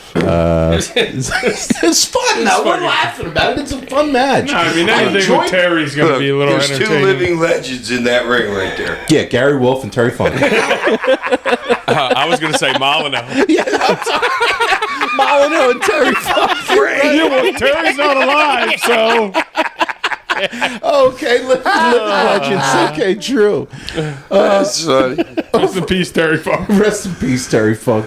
Overall, Love though, you, dude. I had so much fun watching the show because it was a cool mix of styles. And Well, each you're an idiot. Hey, I had fun Zero watching, fun, sir. watching Todd, watching the AJ match, and Homicide. that was about it. You didn't have fun watching yourself? Nah, very rarely do I like. I know. Do I like my shit? I know. But enjoyable show. Ollie, what'd you think? And apparently, Yeah, I this mean- was horrible enough where I really shouldn't have liked it. It was a cool show to watch. I mean, and it's definitely kind of it takes me back a little bit because I didn't get like all of Haks like first ECW run. You know what I'm saying? Like I got all the indies and everything like after that. So I was probably at the show. I mean, I was 5. Yeah. You know what I'm saying? But I mean, I was pretty much at almost every Philadelphia show that Hack had that was like an indie show. So yeah, I mean, it was cool to watch and had a couple of good matches on it. Yeah. Ty? Yeah, it was entertaining. It was entertaining. I mean, you have the striker match, you got the AJ and Kid Cash match, and it was nice to see somebody else. I mean, I didn't know. So, are we bunch doing of- numbers? No, we're just going to... No, I want to hear your what's your number My for the overall show number total? out of what? Yeah. 5? 10. Okay, out of 10? Yeah. I'll give it a 5. I was going to give it a 5. I think I'm like 4.5. Yeah, I was gonna say 4. All right. Yeah, I was good. gonna So say at least 4. we're all on the same Yeah. page. You guys ain't total morons. No, it was a fun show though. Fun. But you there was guys a are couple fun. that, like the striker, seeing striker was Yeah, that was the entertaining. best part of Like the show, easily. AJ Oh, Cash. it would not have been a 5 without Striker. Okay, It would have been a 3.5. Striker pulled it up to a 3.5 Yeah, for it you. did. Easy. Next week on the show, we are watching WWE Night of Champions. Thank God. Hack. Oh, what day is that? Saturday? Something I people think know it's Saturday. about. Well, during the day, right? Yeah, I Yes. believe so. You got the It'd be King. like 1 o'clock. Is it Saturday? Yeah, it's Yeah. Saturday. You got the King of the Ring finals. You got Punk and Cena on that show as well. So we'll be covering that one on the show next week for you guys. Nice. As always, listener questions, please send into sandmanpod@gmail.com.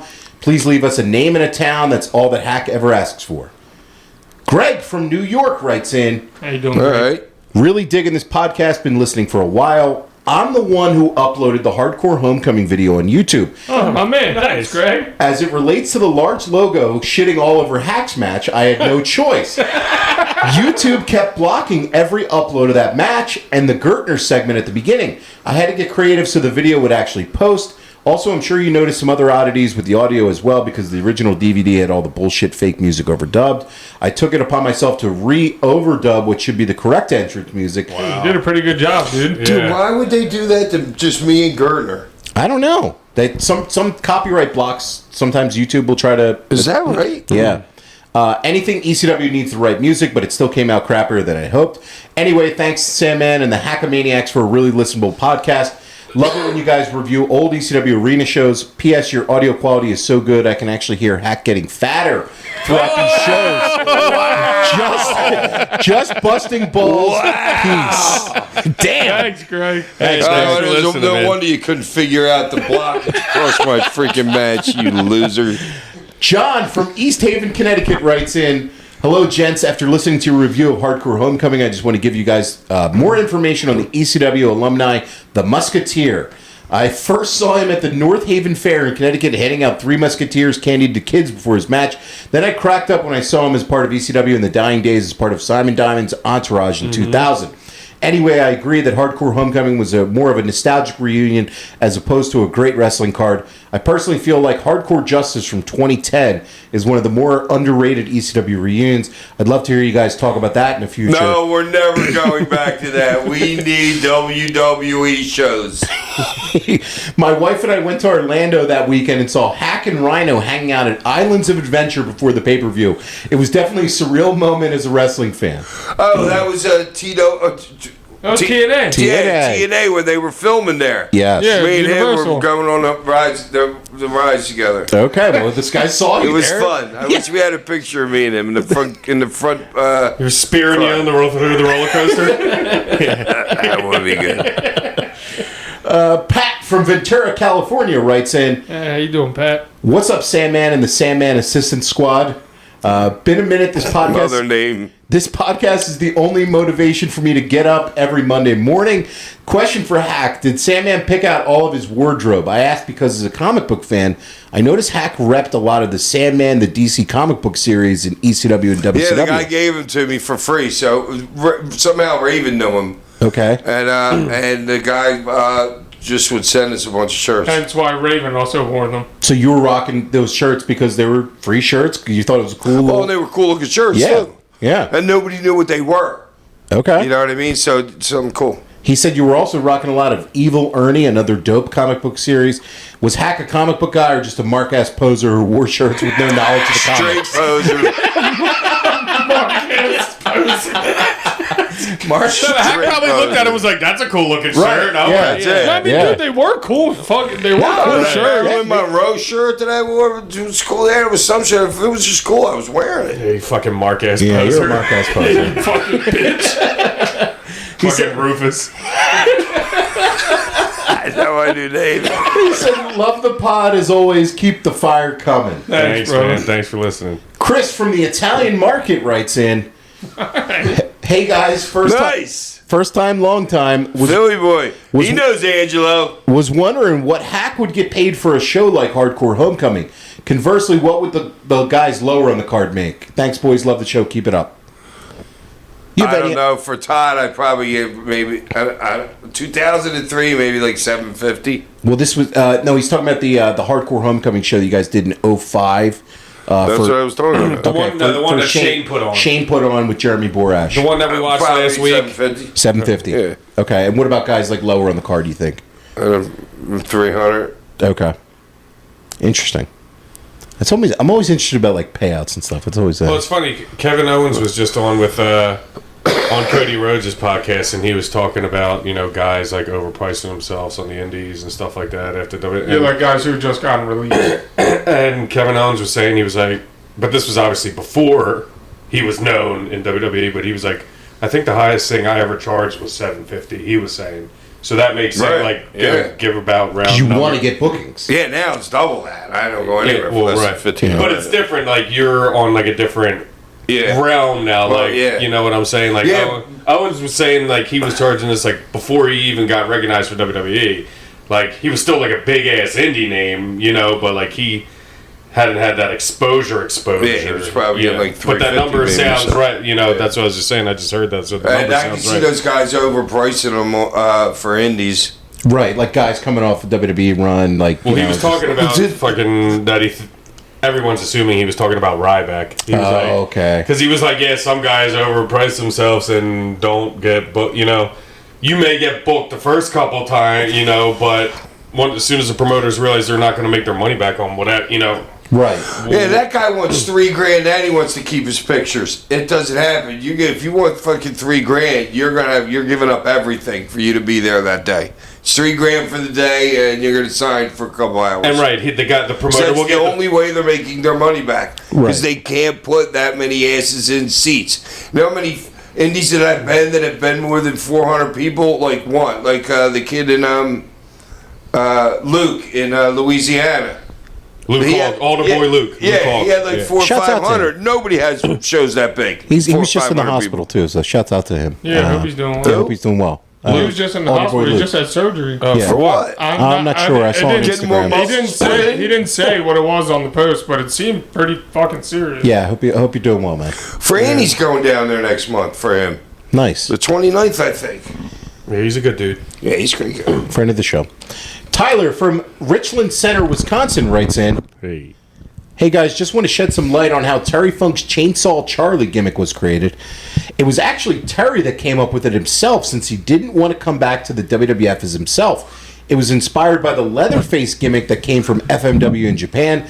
Just wanted to let you guys know, since Hack thought Terry maybe didn't want to do ECW One Night Stand because of the gimmick. Love the show. Keep the episodes coming.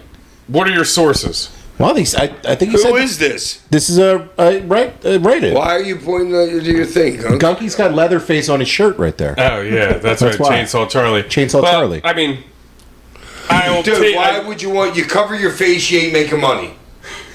That's the bottom line to me. It's Terry Funk, though. He ain't that stupid. Well, No, dude, you're there. The only reason you went there was for the money. okay. Why was he never there before in his life? He was there Yeah, in the 80s. for a short stint, and he hated it. Yeah. You know what I'm saying? The only reason he's going back is for the payday. And why would you want to cover your face then? That's in my head. If you got any You're taking sources away your or money maker. anything on that, Can't close write your us face. back We're in. gonna have to do more research on the Chainsaw Charlie gimmick here, because we're getting a lot about Chainsaw Charlie. Deep dive investigation. Deep dive investigation. Yeah, maybe we'll have to get Pablo Torre on this. But I don't know. Maybe he's thought himself as like a Friday the 13th kind of guy or something like I that. That's why you're saying he's Terry- With his style. I can see crazy if Terry Funk kind of just doing whatever. I don't Yeah, know. like thinking like he could be the next that. Yeah. Right. He's Terry that Funk. smart too. Though. Yeah. Inbred Ed from Shinston, West Virginia writes in. Quick thoughts. Apple Skull is underrated. Not my go-to, but takes me back. Peach is my vibe. Peach Skull, thumbs up. But if it's in your area, try Timberwolf Peach. Great price, and Pack's flavor is legit. Straight is solid too. Dude, are you cutting the promo for this thing right Is that an ad read? Me and Inbred are, We need some He ads. just did that. He wanted you to get through the whole thing, and he was going to steal it or something and put it on somewhere. Brand? Yeah, Timberwolf. Try Timberwolf I've never even Peach. heard of Oh that. my God! I can't believe you went for his read. So what? It's good. Give Timberwolf Peach a plug. I don't care. It's I cool. don't know. You were doing good though. Inbred Ed is our fan and he's our friend. All right, Copyright more people promotions, should Brett pay Ed. us to put your ad Send on me a the can show. of Timberwolf fucking tobacco and I'll try it out. If you want us to talk about your hobby, just pay us. Yeah, Nah, just pay. me- No, Sorry, he was the I'll one try that it was out. talking shit on me for doing skull. No, that was Doug the Professor. Oh, well, And Brett Ed okay. is backing you up because he Oh, likes Skull as well. All right, I mixed right. the two. I mixed the two It's in a a row. little, Yeah. it's a little light LOL here. Yeah, little yeah. I like Skull Peach though. LOL hack. Remember when you said that? Yeah, listener on listener crime. Yeah. LOL. I thought you were laughing out loud about something. I'm like, Well, that's what we thought when you were saying it. We need to get a tobacco deal. He said his question is: are there many states that you haven't wrestled in or appeared in? Any on your list that you want to make it to or not? Any ones you never want to go back to? Boston. You never want to go back I there? don't mind Massachusetts. I could live without ever going back to Boston. Well, you're going there for August major 24th. figure. Yeah, August. Yeah. Way to curse that one. God damn. Yeah, Cardona and Myers and Cardona got you going up there, and I got you that No, other but I'm gig. not going into the city. I'm going into that goofy town. Well- It's got a crazy name. I got you that booking the night before in Boston too. So yeah, you Yeah, got that we're gonna have a tea party. one. Yeah. Johnny from San Antonio writes in. When's that? Johnny from San August Antonio. 24th. Okay. Yo, hack voice. How the hell's it going, Sandman? It's been a minute since I tapped in with you fellas. There's an interesting series currently underway down in Houston. We both got a vested interest in. By the time this question airs, we'll know who takes the series. Up yours, Johnny. Fuck off, Johnny. Fuck you, Johnny. Yeah, we No, let him freaking gloat, dude. we He's a put up nice a pathetic guy. display. We did. Johnny's a We real, shit the bed, Johnny. Johnny's a real good dude. We met his whole family at Mania too. The Astros get us again. Yeah, you guys are really young. Yeah. He said he would like to wish Hack a belated happy birthday. You really enjoyed that cookies and My cream. birthday's the 19th, not the 16th, just so everybody knows. Yeah, you it's idiots. still belated Yeah, because it's past the 19th. He Well, said. you're a loser. He said. On that note, my first question for Hack this week pertains to his birthday. With Hack and Todd as God's birthday being either on the same day or the day adjacent, depending on who's right on Wikipedia, say it's summer of 95, Hack's waiting out in the ECW arena with the strap and with Todd in tow. The Sandman van is locked and loaded, ready for a night of debauchery. What would be waiting in the van, and where are we going to celebrate? An ounce of blow into the hotel. The travel lodge. Travel lodge. Yeah, the travel lodge. Secondly, when Literally. Hack touched on Just Incredible taking the Kane gimmick when Hack left for Atlanta. I just so happened to have been watching hardcore TV from around the time and watched the Sandman Just Incredible feud. Styles said you worked without a contract since after Heatwave 98. Assuming you worked the feud without a contract, what would have been your reasoning behind that? Was it to put over Justin on the way out, or was there really some sort of handshake deal between you and Paul? Yeah, we didn't have a contract. So it was just Me you and Paul handshake Yeah, it was, deal. Yeah, it was a man's fucking handshake. I'm your highest paid player. That's it. And the second you found out you weren't, that's when Later. he broke that trust with you and you wanted to Yep. leave. Okay. He's also said, sidebar, what was it like working with Nicole Bass?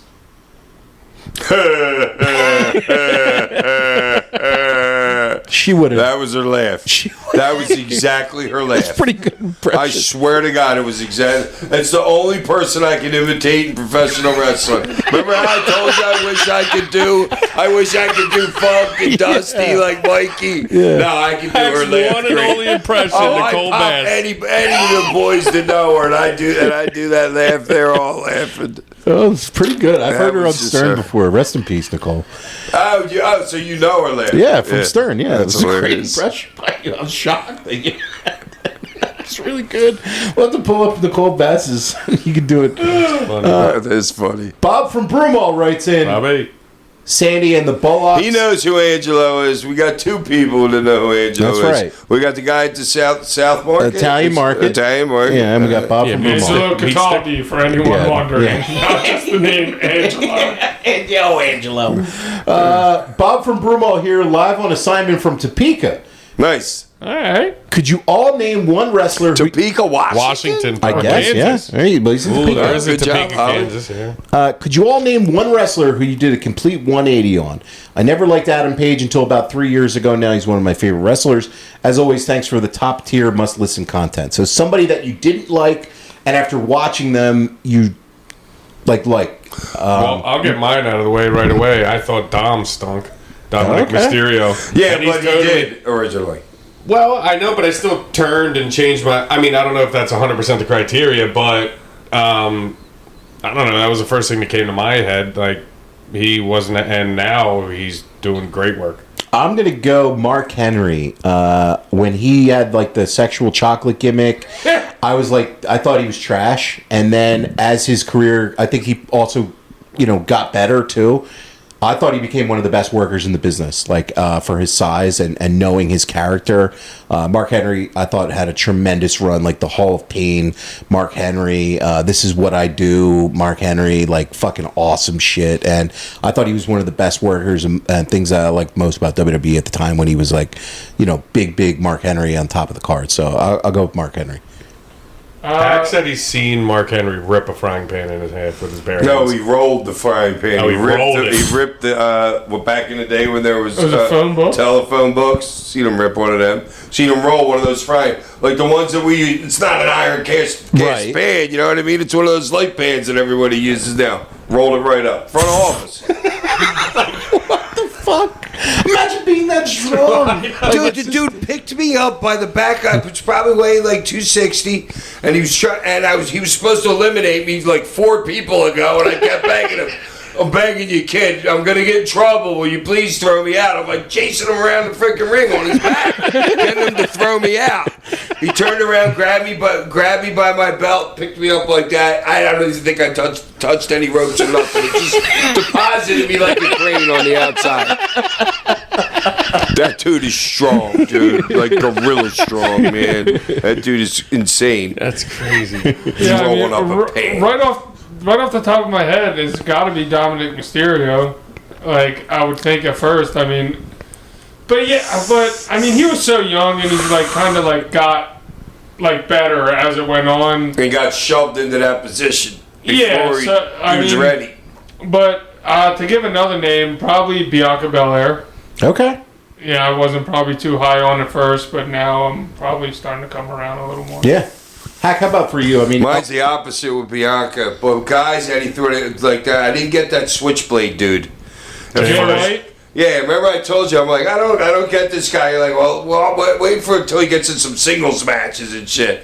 But before I would see him in like 6-mans and shit like that, and I'm like, all right, I don't get this guy. he's one of the best finish guys in the business. Yeah, dude, he's really good. Really, Man, really I can't good. wait till he comes back. Anybody else Yeah, in your career, like over the years, where like when you watch somebody and they grew on you, nobody else really comes to mind? No, and I don't believe, and like their Dom thing was, Dom did stink when he first started, and then like a couple years later, the kid learned quick, dude. Well, right. Is there I any? mean, the last time I saw Conan, like, let's meet him and Fonzie were standing outside a hotel smoking, and we were talking about him getting so good so fast. He's just like Godfather. Oh yeah. Is there anything maybe not like from us watching, but like maybe like from you actually working, like somebody wasn't as good like earlier in your career, and then Okay, just wondering. That's what I was trying to get to. I don't know I if thought he- so, but I wasn't sure. But then it just triggered in my head. John from Texas writes in, "Hey, this is John Brazier. I am Simply Luscious's husband. Where's he from? Texas. Simply Luscious. He's Veronica's Yes. husband. So here we go. Nice. All right. Here we I love go. Veronica. I know Hack and my wife have a bunch of stories and some badass memories. Would love to hear some of his stories. I remember before Veronica and I started dating, Hack was working a show in Killian and got in the ring with me before the show. Veronica hated me at the time, and Hack told her, he's a good kid.